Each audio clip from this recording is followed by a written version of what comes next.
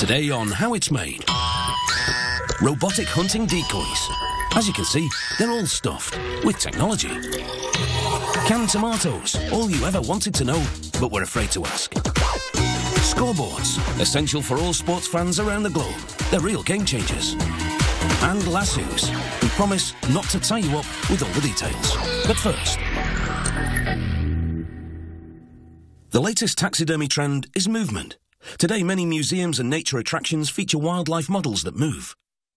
These robotic replicas look so lifelike that hunters use them as decoys, and game wardens use them as traps to catch poachers in the act. Activated by remote control, the robotic decoy's head turns and its tail wags. More elaborate models have additional moving body parts. The decoy can be set up directly on the ground or installed on a track system, which moves it along as though it's walking. At the factory, they begin by waxing a two-part fiberglass body mold. This one is for a deer. Waxing the mold cavity eases the extraction. Steel reinforcement bars are put in the legs. The steel sticks out of the bottom of the hooves to anchor the decoy to the ground. They apply the other half of the mold and clamp all around the perimeter, holding the two parts together. The deer's head is prepared in the same way, and a small amount of the casting material is poured in. Roughly 3 litres goes in to fill the body mould.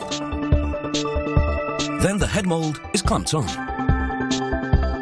The casting material is expanding polyurethane foam. It begins swelling immediately, and within 2 minutes it reaches full expansion, going from a liquid to a flexible solid.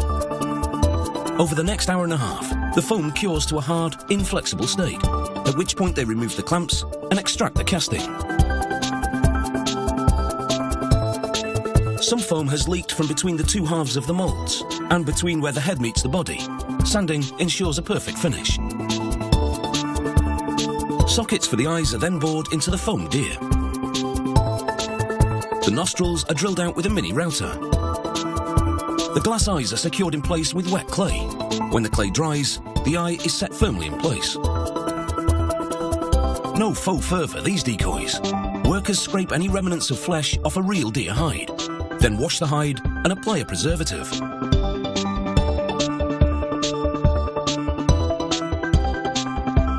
The hide is pulled over the foam deer.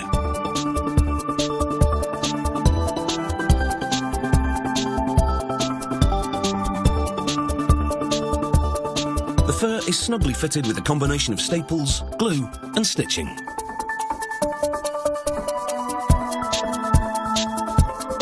Once the deer is fully dressed, it's put aside for 4 to 6 weeks.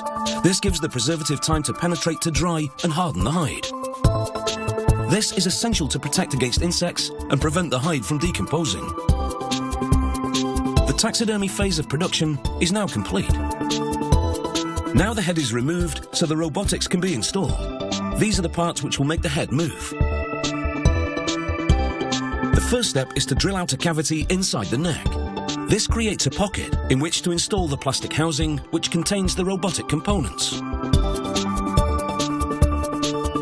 First, it's a compact motor, which drives this hard plastic gear. Next in is the receiver for the remote control. Then a AA battery pack that powers both the motor and the receiver. All this goes into the neck pocket.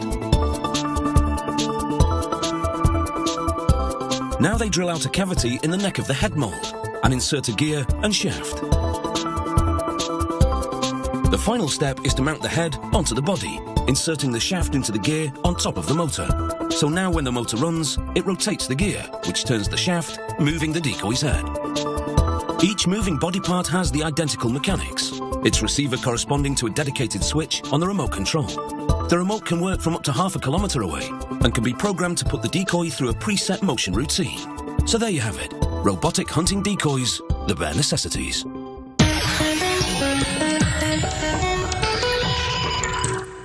Often considered to be a vegetable, the tomato is actually a fruit. It's grown from the ovary of the plant and it has seeds. It's also the most popular one on the planet. Automation of the canning process in the last century has made that possible, ensuring that tomatoes preserve their #1 slot. There are over 2,000 varieties.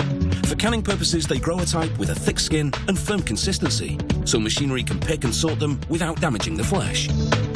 Rotating clippers cut the vine as the harvester drives over the crop.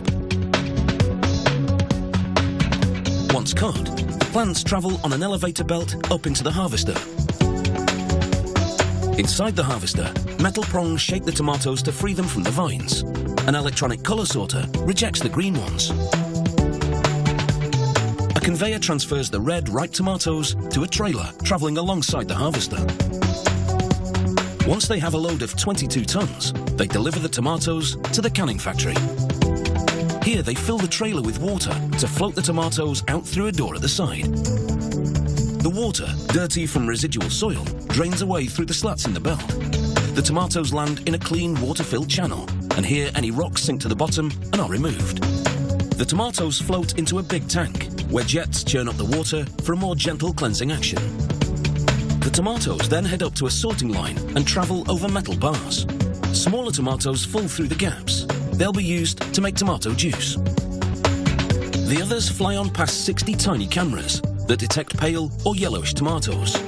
Pneumatic fingers knock those tomatoes out of the batch. It all happens in less than a second. Now it's the human eye that inspects the tomatoes. They send any rejects to another part of the factory to make juice. The rest take the plunge into a very hot bath. This scalds the tomatoes and loosens the skins. The tomatoes then travel on a moving bed of rubber discs, and this gently pulls the skins away from the tomatoes. A spray of water washes away the skins, which then fall through the rubber discs. This ensures no mess is left after peeling. The now peeled tomatoes travel onto another conveyor, where sprayers give them another rinse. This conveyor controls the flow of peeled tomatoes into the processing room by metering the produce as it moves forward. Ahead, the dice awaits. It has 3 sets of cross-cutting blades to make light work of the tomatoes. The tomatoes tumble down a chute into the dicer and are chopped into small cubes. The diced tomatoes pass workers who pick out pieces that aren't perfectly red. They also remove any pieces of core. Leaving the cleaning station, the cans queue up for a fill-up. Ahead, the diced tomatoes flow into metal pockets.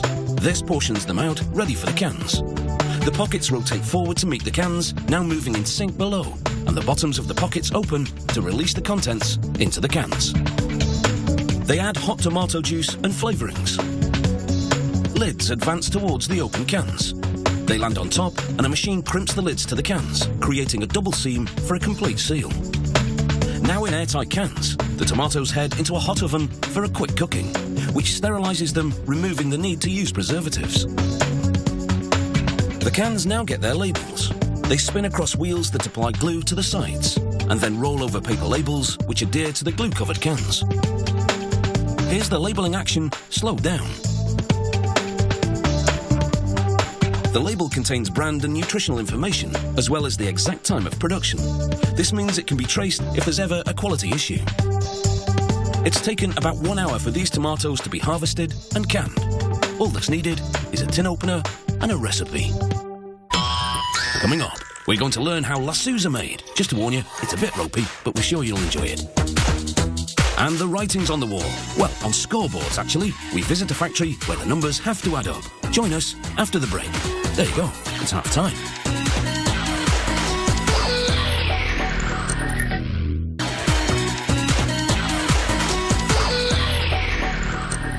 In every sport, fans need to know the score. In the early days, scorekeepers climbed ladders to scroll numbers on a slate. By the time they were done, the score might have changed, and it was time to start again. Thank goodness modern scoreboards serve up the numbers in an instant. Today's digital scoreboards light up within seconds of a game change, delivering results fast for the fans cheering in the stands. Production starts with the front of the board. A computer program guides a plasma torch, which cuts precisely sized slots in a sheet of high-grade steel. The slots will house the illuminated characters. Narrower strips of steel are fed into a press that bends back the edges to create tabs. It's these strips that will serve as the sides of the scoreboard. Using a special compressed air tool, a worker clinches the tabs to the back of the scoreboard. This tool punches and stretches the steel to interlock it, joining the parts without using screws, rivets or welds. He then attaches the plasma cut front panel to complete the basic structure of the scoreboard. A powder paint coating is then sprayed onto the entire scoreboard. Then it's into a giant convection oven for 14 minutes to cure the powder paint. The result is a tough powder paint skin that will offer all-weather protection. They're now ready for the working parts, including LED light-studded digit boards, a data transmitter and a receiver. The receiver is connected to the power source and installed inside the cabinet. The worker pulls the antenna through a hole so it protrudes from the front, and he bends it out of the way for now. There are several light-studded digit plates on a scoreboard, and each can flash any number. He wires them in a loop, interconnecting them in what's known as a daisy chain configuration, and plugs in a ribbon-style cable to link the digits to the scoreboard's processing module. He inserts the digits in the slots on the front and shields them with a sheet of transparent polycarbonate. He screws a metal framework around each assembly to secure them, then confirms that the wiring is good and that all the numbers light up. He connects the wireless module to the numbers and connects it to a power source. He mounts the module to a panel, which will then be installed through the back of the scoreboard cabinet. The company logo is printed on adhesive-backed paper, followed by some fierce-looking team icons. A weatherproof coating will be applied to the paper graphics at a later stage. They also use vinyl decals, and here the worker peels away the unwanted material from around the lettering in a process called weeding. After transferring the decal to applicator tape called pre-mask, she carefully positions the grouping on the front of the scoreboard. Satisfied that it's in the perfect spot, she tapes it at the top. And then peels off the backing, and the letters cling to the pre-mask. All it takes then is a squeegee to smooth out any bubbles or buckles. She then removes the tape. Then lifts the pre-mask very carefully so as not to lift any of the decals in the process. With all the lettering now in place, the characters on the board make sense of all the LED numbers. The scoreboard is equipped with a speaker and horn, which will go off in the event of a score. And no need to run a cable from the scoreboard to the keyboard. It's all done by remote control. Using that system, a technician now tests all the functions of the scoreboard.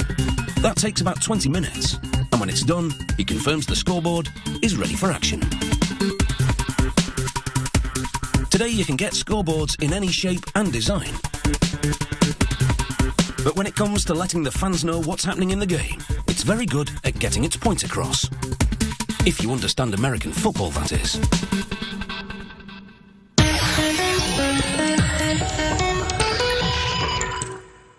A lasso is a classic cowboy tool designed for catching running cattle. On one end, there's a moving noose you throw over the animal's head. This loop then tightens around the neck or horns, safely stopping the animal in its tracks. Or that's the theory. Ride 'em, cowboy. Working a lasso requires tremendous skill, so much so that some rodeos typically hold roping contests and feature performances of astonishing maneuvers. The rope maker starts by looping 5 nylon threads around a bushing mounted on a travelling box. He ties the end onto the first of 3 spinning eyes, then runs the 5 threads around the bushing and the second spinning eye, then back to the bushing. He then hops on his cart and drives the travelling box to another travelling box, pulling the threads for this lasso to a length of 14 metres.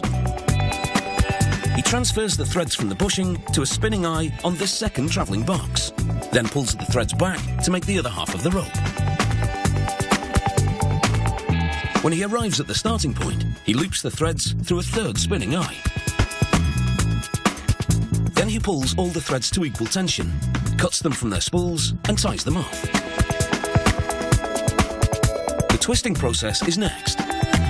A motor turns 3 spinning eyes, twisting the 10 threads on each one into a strand, and the 3 strands together into a lasso rope. The twisting force pulls the 2 boxes towards each other. The rope maker puts a certain amount of weight in each box, and that determines the stiffness of the rope. A rope this length takes about 5 minutes to twist. The end is wrapped with electrical tape so that the rope won't unravel when it's cut loose. Here he pulls the rope at the centre to release some tension. Then just beyond the taped end, he snips the strands free. He knots them, then trims the ends with a hot blade that slices the nylon threads by melting them. He lays the rope in piping hot wax, and this treatment permeates the threads deep inside, setting the twist.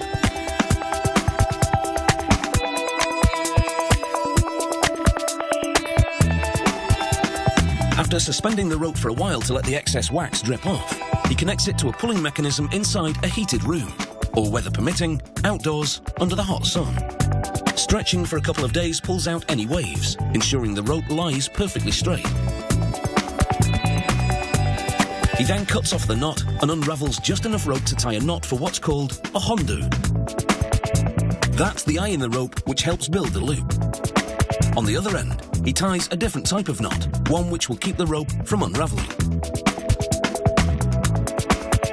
Using pliers and a vise, he pulls both knots tight.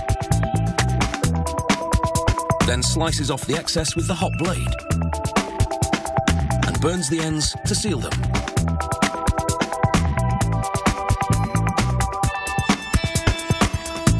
Now he ties the hondu. The hondu slides along the rope, loosening and tightening the loop. He hangs the hondu on a hook and, using a specially designed wheel, pulls it tight. Then he sews a piece of raw hide, called the burner, into the eye of the hondu. It prevents the eye from burning through as the rope slides through it.